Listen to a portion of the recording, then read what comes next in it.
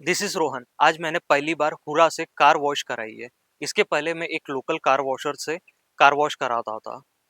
वो बाहर से तो क्लीन कर देता था, बट अंदर से वही स्मेल आती थी। 2 दिन पहले मुझे पता चला कि मेरे नेबर के थ्रू कि एक हुरा एक कंपनी है जो जो प्रोफेशनली कार वॉश कराती है, और इनकी सबसे अच्छी चीज है कि ये इलेक्ट्रिसिटी भी यूज नहीं करते और खुद का सामान खुद ही लेके आते हैं, जिसमें इंटीरियर डीप क्लीनिंग और एक्सटीरियर फोम वॉश दोनों हो जाता है। और मैंने इनकी ऐप के थ्रू मैंने सर्विस बुक कराई है, और इनकी काफी सर्विस काफी अच्छी है। अब महीने में मैं भी 1 या 2 बार तो हुरा ऐप जरूर यूज करूंगा।